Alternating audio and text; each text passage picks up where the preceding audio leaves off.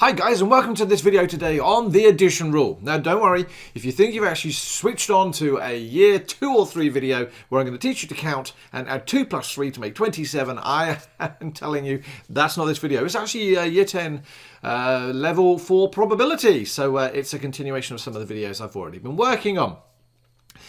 Now, before I get any further, if you haven't seen the videos, then you won't know that at this moment I actually get really desperate and needy and say, can you do me a favor and actually subscribe? You're going to say, how do I do that? And I'm going to say, that red arrow over there is pointing to a little doohickey that if you click will actually subscribe you to my YouTube channel. Now, don't worry about it. I'm not making any money from this at all. I actually do this for fun. Now, the funny thing is, in doing it for fun, it'd be great if I actually knew that people were watching. So by subscribing, you're just letting me know that I'm not just sitting in a room on my own here doing, well, basically talking to myself, but actually there are people watching. So if you can also let your friends know, Instagram, Facebook, whatever else, I would be deeply, deeply grateful. Now, what am I going to learn? Or what are you going to learn? Because I've already done my learning. I've been through school and I'm 147 years of age. I know I look good for my age, don't I? But that red arrow is pointing to the fact that we're going to look at what a Venn diagram is, how to read them, Carnot maps, how to read them,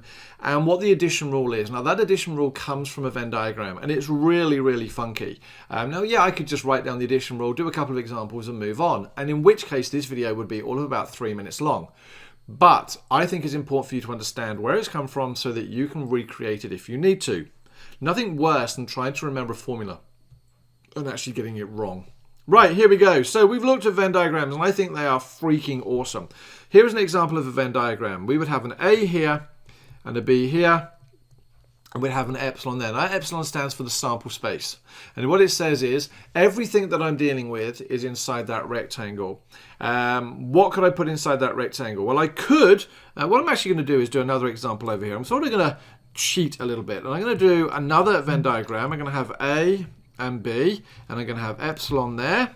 And I'm going to have 1, 2, 3, 4, 5, 6, 7, 8. And I'm going to put a 10 outside there. Now, what I've got inside my circles are my actual results. These could be numbers on a die. They could be numbers of people that are sort of in certain events. I don't know. But what I can now say is that my sample space contains the numbers 1, 2, 3, 4, 5, 6, 7, 8, and 10. That's all the numbers I can see listed. A, on the other hand, whatever this event A, only has the numbers 1, 2, 3, 4, and 5. Oop, I don't need that little doohickey there, so we'll get rid of that one there, and I got rid of half my 5. Doof, doof, doof, should have put commas in. And event B has 5, 6, 7, and 8. Now, we notice that A and B have this overlap, which is the number of 5. That's one way of drawing a Venn diagram, where I put all of my data inside, all of my events, all of my individual outcomes. Another way of doing it is just by putting the number of terms in each, and we can use both to give me probabilities and all sorts of stuff. So I could re-represent this as 4, 1, 3, and 1. And you're going to say, whoa, where did that come from? Well, if we look, I've got 1, 2, 3, 4 numbers in that section, 1 number in the middle, 3 numbers here, and 1 number outside. So we can now express probabilities or things for my Venn diagram in terms of A and B. So there's an N, or PR, A and B. But we'll come back to that in a moment. You're going to say, what do you mean this N and PR stuff? Well, in the previous video, we looked at how we can use a Venn diagram to represent various sections. And the one that everyone seems to remember is this one in the middle, which is basically the number of terms that relates to A and B. So this is the overlap, the intersection. And the way I remember the intersection is N and intersection. Okay, intersection, the second letter is an N, and there is my N. Another way to think about it is using the word and. So A and B. So I'm going to rub this out just so it doesn't get confusing. That's that section there. Let's put my A, my B, and my epsilon there. So, right, what do we have here? This section here is the probability of A and not B. My apologies if you can hear some sound. For some reason, my heating system has just kicked in. This section here, which I'm going to do with horizontal lines, is actually, I'm not going to write probability. I keep doing it. It's the number. The number of terms of not A, and B. And this outer section here is the number of terms of not A and not B. Did you hear me keep saying the word not?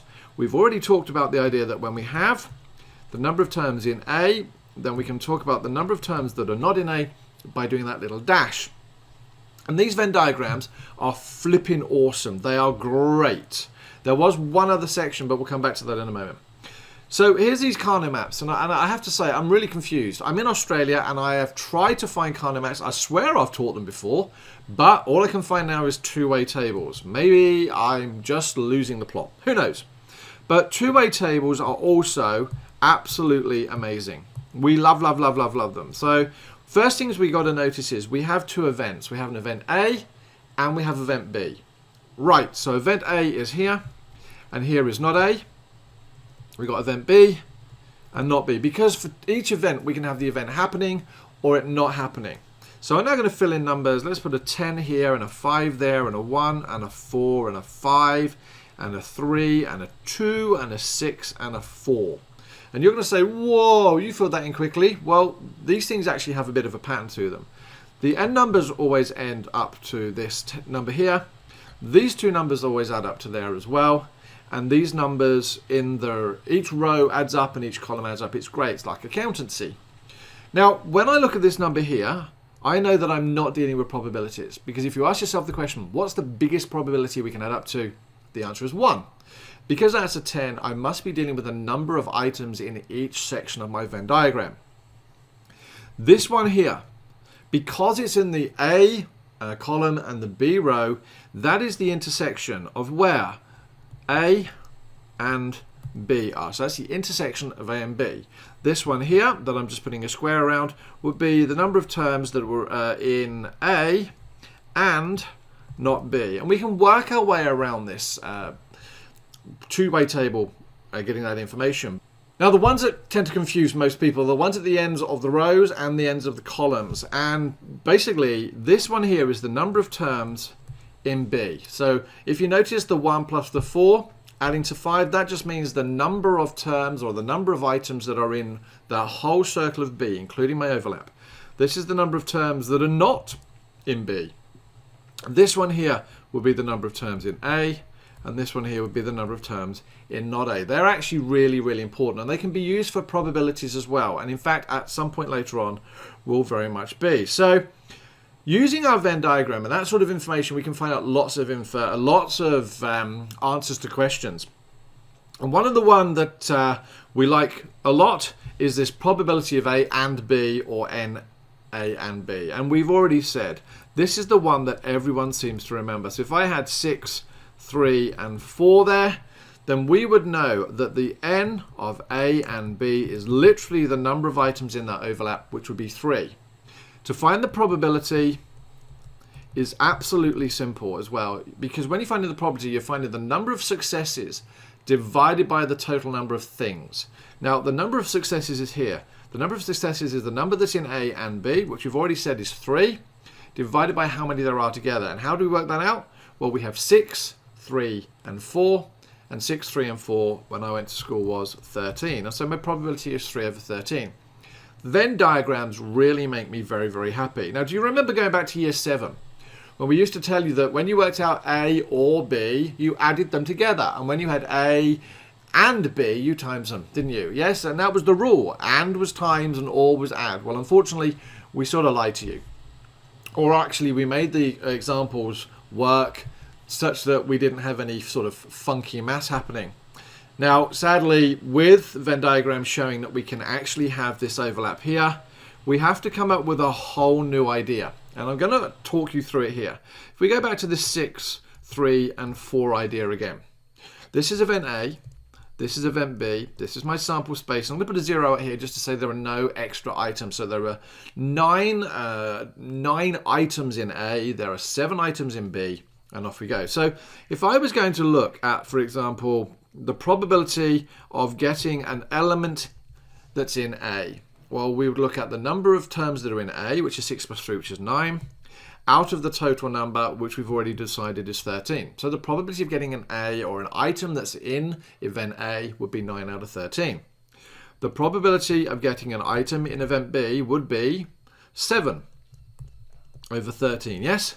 So now, if I wanted to find the probability of A or B, using that logic from year 7, we would go 9 over 13 plus 7 over 13, which gives me 16 over 13, and my whole world crashes apart. Why? Because we can't have probabilities greater than 1. Maths guru. Now, do you see what's actually happened? Why have we ended up with a probability greater than 1? Well, if you're with me, you've noticed that actually we've double counted that number in the bottom, in the middle. Why? Well, we included it here in the 9 and we included it here in the 7. So the fact we're including it gives us the trick or the hint to how to actually find probabilities using a formula. And this is what we do. We now say that the probability of A or B happening, yes, now union is OR, is the probability of A happening plus the probability of B happening. And you can go, hold on a moment, you just told me that's not right. I did, because we're going to take away the probability of A and B happening. And you're going to say, huh? This stands for an overlap. So what we're saying is, add together all of the elements in A, add the elements that are in B, but take away one copy of the overlap so that we don't double account. And actually, ladies and gentlemen, this formula here is called the addition rule. And we can use it in the same way as the n of A or B is equal to the number of A plus the number of B minus the number of A and B. And let's just check that. We already know by looking at this that the number of A or B is nothing more than 6 plus 3 plus 4, which gives me 13. Okay, nothing more than that. It's 13. So the question is, can I now prove this? Well, the number of terms in A was 6 plus 3, which was 9. The number of terms in B, which was 7, and take away one of those overlaps, just happens to give me 13. And I'm very, very happy. Now, what about mutually exclusive events? We've talked about those previously as well. Now, funnily enough, that's which the whole lesson's been building towards, that one formula. But hopefully you understand where it comes from, and when you've got Venn diagrams, how now to be able to work this out. So what about mutually exclusive? Do you remember what mutually exclusive is? There's my sample space. There is A and B, and you'll notice that there's absolutely no overlap. And so when mutually exclusive, when there is no overlap, our formula becomes the probability of A or B is the probability of A plus the probability of B minus the probability of A and B. And you're going to say, but hold on a moment, that's exactly the same formula. I am. But because there's no overlap, that now cancels out. It becomes 0. And so for mutually exclusive data, A or B is equal to the probability of A plus the probability of B. Back to year 7. So we didn't actually lie to you. We just made sure that all the data we gave you didn't have an overlap. So here are some questions. First one, actually, you don't even need to draw a Venn diagram because it's a basic calculation question. So we've been given the probability of A, the probability of B, and the probability of A and B, and told to find the probability of A or B. Now, I have to say to you, ladies and gentlemen, as a hint, whenever you see A or B, they're actually asking you to use this formula. So the first thing I'm going to do is I'm going to write down my formula because that's always good. The probability of A or B is equal to the probability of A plus the probability of B minus the probability of A and B. Right, fill in the data. A was 0.6, B was 0.7, and A and B was 0.5. Add those together, that gives me 1.3, which I now don't need to worry about because I know I'm going to take away 0.5, which gives me 0.8. Oh, this isn't complicated, but funny enough, this in an exam would be worth 3 whole marks. Seriously, go figure. Then we get this standard pack of playing cards. Now, I'm going to say to you now, playing cards are used in maths all the time and examples. And if you don't know how many cards there are and what a standard pack of playing cards looks like, my advice to you is learn. You're going to have to learn. As a heads up, there are 52 cards. Inside those 52 cards, there are 4 suits, which are diamonds. Oh, this can take a long time. Hearts, clubs, and spades. Diamonds and hearts are red in colour. Clubs and spades are black in colour. In each suit, there are 13 cards. there are the numbers 2 to 10, and then there's what we call an ace, a king, a queen, and a jack. Now there's lots of all sorts of controversy, but generally speaking, these here, the king, queen, and jack are called picture cards, and the ace to 10 are called number cards. Sometimes an ace can be called a picture card. The question will tell you, but we don't need all of that information for the question we're about to do now. So, it says here, let A be the card is a diamond, and let B be it's a king. So I'm going to say A is equal to diamond, and B is equal to king. Right. Find NA. So what that means is find the number of event A. So the number of diamonds, well, I've already said that. Because there are 13 diamonds, 13 hearts, 13 clubs, 13 spades, I can just put 13, and there's my answer. NB, the number of kings. Well, each suit has its own king. So because there are 4 suits, there are 4 kings. The number that are a king and a diamond. Well, there is only one king of diamonds. So I'm just going to write 1. See, this isn't particularly complicated if you know what's inside a deck of cards. Now we go back to this probability. So the probability of a diamond. Now, to find the probability of diamond, we find the number of diamonds and divide them by how many cards there are. Well, we know that there are 13 diamonds in a pack and 52 cards in total, which when we cancel it down gives us 1/4. And that also makes sense. 1/4 of our pack are in fact diamonds. What about the probability of not being a diamond? Well, if it's not a diamond, it's got to be all the other cards. Well, I can do this in 2 ways, but the way I'm going to do is say the probability of not being a diamond is 1 minus the probability of being a diamond. We've already found that out, which is 1 minus 1/4, which hopefully when I went to school was 3/4.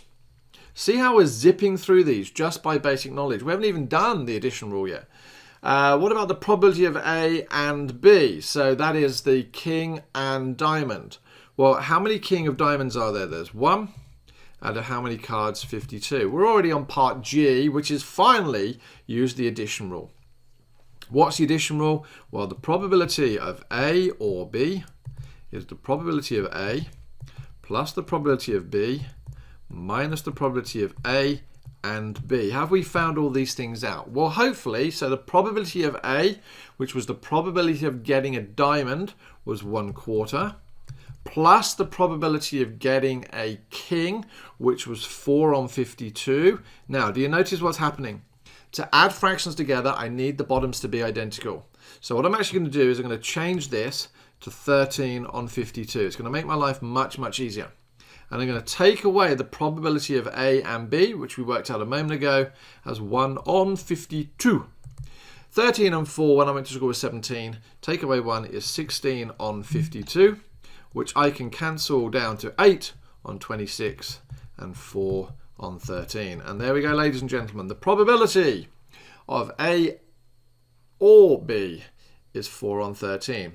Lastly, find the probability that the card is a king and not a diamond. Well, remember, there are 4 kings in a pack.